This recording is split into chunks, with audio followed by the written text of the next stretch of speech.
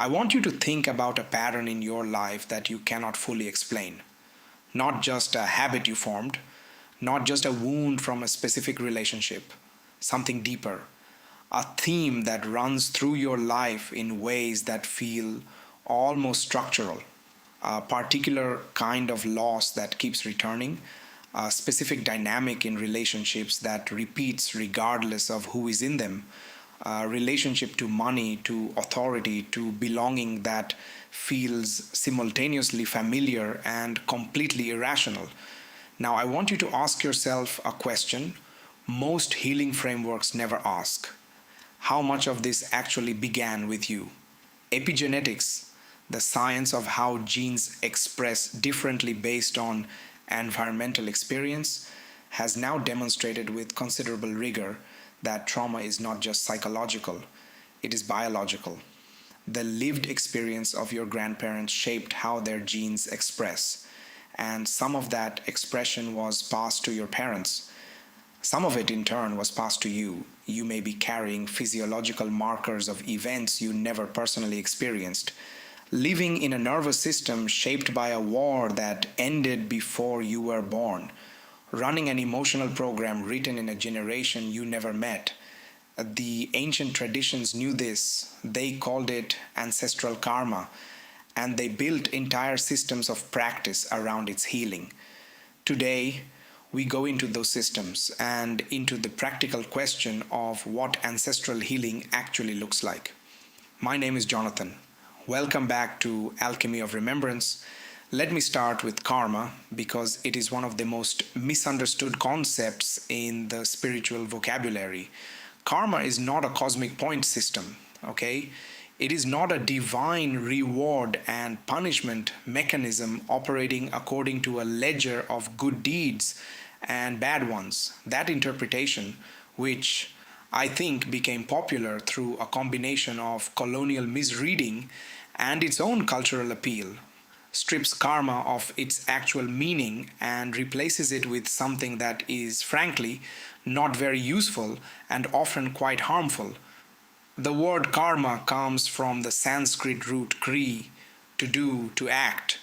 Karma simply means action, and more precisely, the energetic consequence of action, not a moral consequence in the sense of punishment. Resonant consequence. It's like when you act from a particular inner state, from fear, from love, from clarity, from confusion, that action creates a pattern. And patterns tend to continue until something interrupts them. A more useful way to understand karma is as an alignment mechanism. It is the feedback system through which life shows you where you are, in or out of alignment with your deeper nature.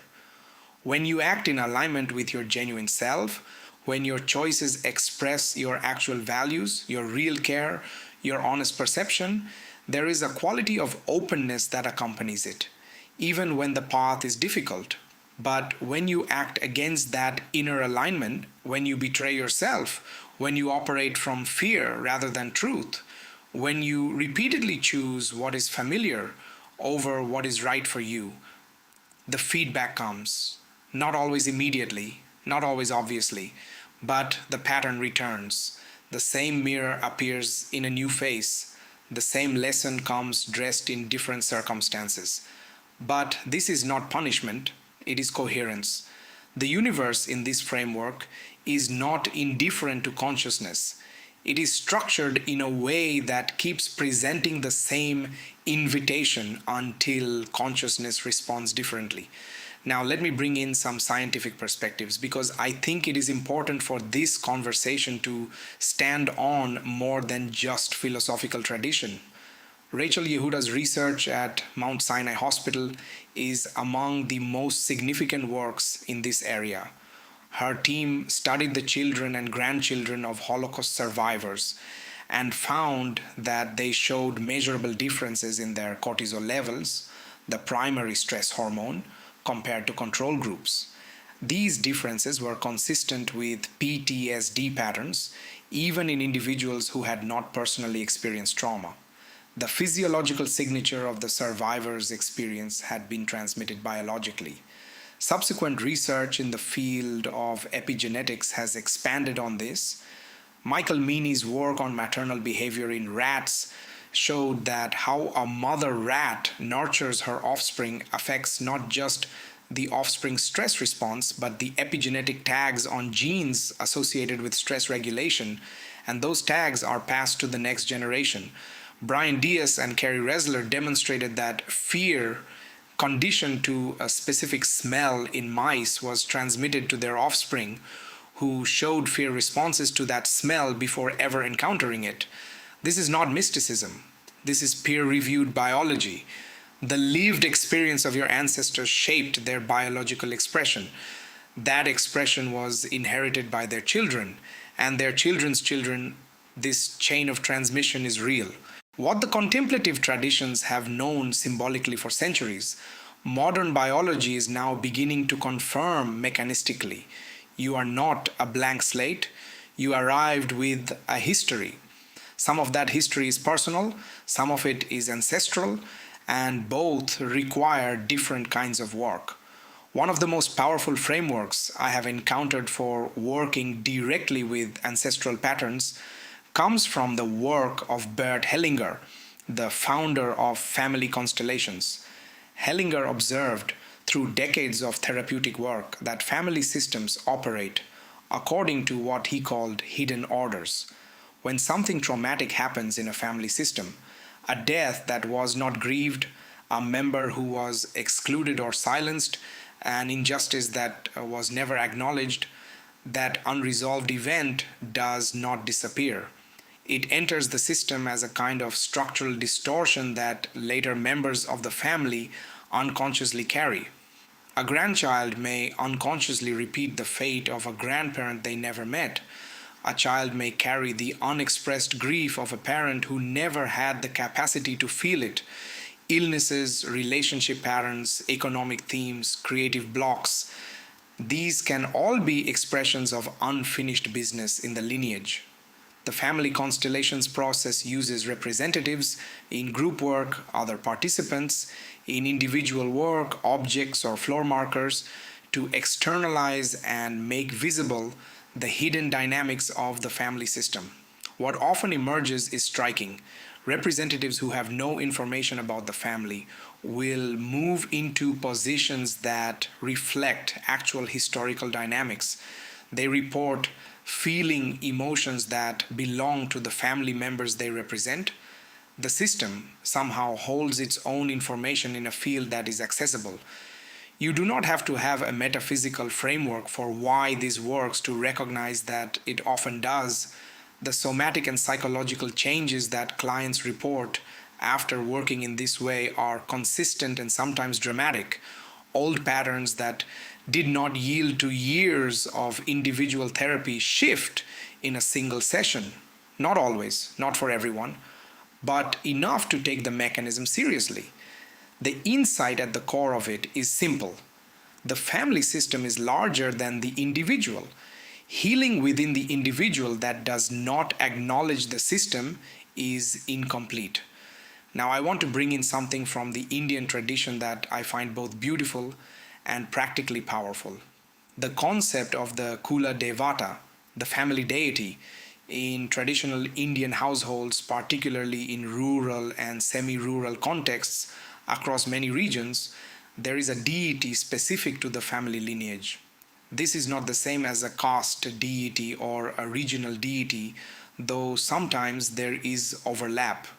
The Kula Devata is the particular protective and guiding intelligence associated with the specific lineage, sometimes associated with a specific sacred site, sometimes with a form of the Divine Mother or the Sun deity, or a form of Shiva or Vishnu that the family has honored for generations.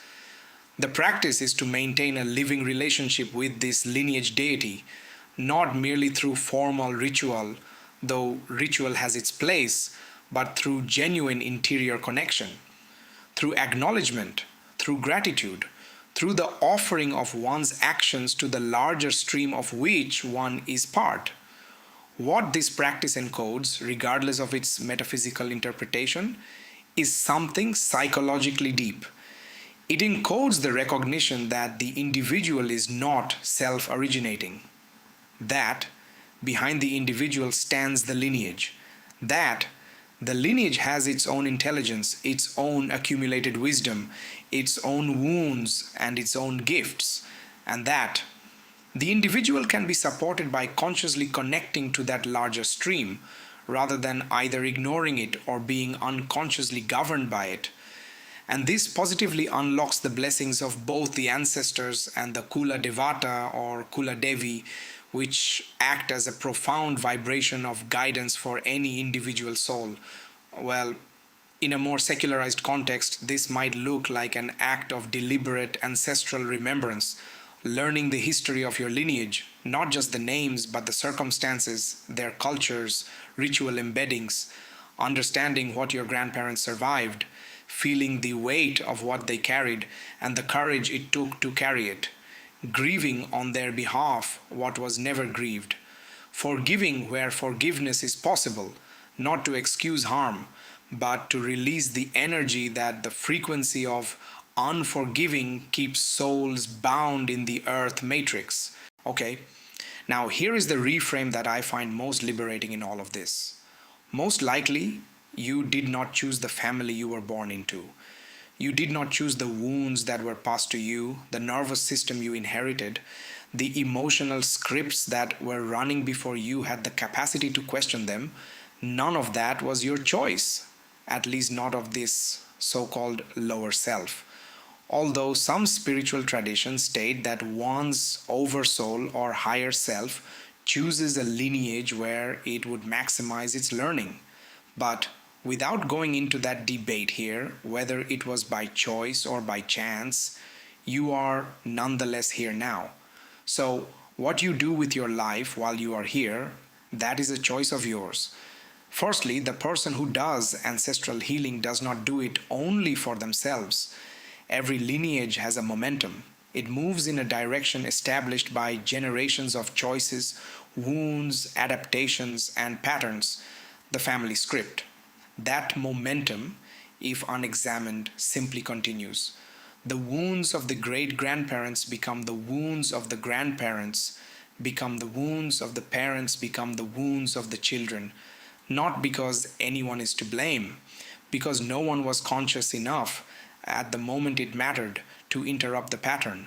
They definitely tried their best, given the best of their ability, but you can be that interruption, not through superiority, not through judging those who came before you, but through the simple act of becoming conscious of what was unconscious so far, of feeling what was not felt, of acknowledging what was not acknowledged, of forgiving, not in a way that erases history, but in a way that refuses to be governed by it. And this must be done with compassion in your heart.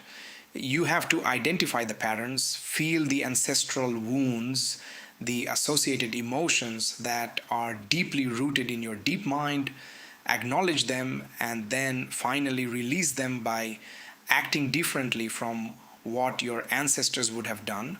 And as with any shadow work, just intellectual identification and release are not enough. We are dealing with karma here, which literally means action or work. So you really have to consciously act differently from your ancestral pattern. And these ancestral wounds can be really multi-layered, starting from marriage patterns, work patterns, income instabilities, to home or vastu problems, health issues. Several areas of one's life can be dictated by these ancestral karmic limitations. So, when you truly do this work, you not only change your own life, you bring a big energetic and karmic shift in the lineage itself. The children who come after you, whether biological or otherwise, inherit a different momentum. A system in which at least one person stopped, turned toward the wound, and chose differently. That is an extraordinary act. And I say it is available to anyone with the courage to attempt it. And of course, you can take help from the crystals in this journey. If you resonate with crystal consciousness, then black obsidian, petrified wood, mookaite, bloodstone. These crystals can help you in this journey. If you resonate with Bach flower therapy for further help, you can combine crystal work with Bach flower essence of Star of Bethlehem, walnut, rock water, etc. You can also use binaural beats, theta waves, which are between 4 to 8 hertz, and delta waves, which are in the range between 1 to 4 hertz, can be employed along with the frequency of 111 hertz. So please choose the tools and technologies that you can resonate with. I have used all of these. I can speak from my personal experience that they all work, but I haven't used any drugs or psychedelics, so can't comment anything on that area. So, to close, remember, karma is not a punishment. Rather, it is an invitation to see the pattern, to understand its origin, and to choose differently with full awareness of what you are interrupting. And ancestral healing is not nostalgia or mysticism. It is the recognition that you are not only an individual, but a node in a network, and that the health of that network depends on someone at some point being willing to do what was not done before. Next week, we move into different territory, the astral field and the fourth dimensions, the subtle layer between thought and manifestation, what it is, how it works, and how it relates to everything we have been building toward. I am Jonathan, and this is Alchemy of Remembrance. I will see you in the next one. Thanks for being here. Have a great day.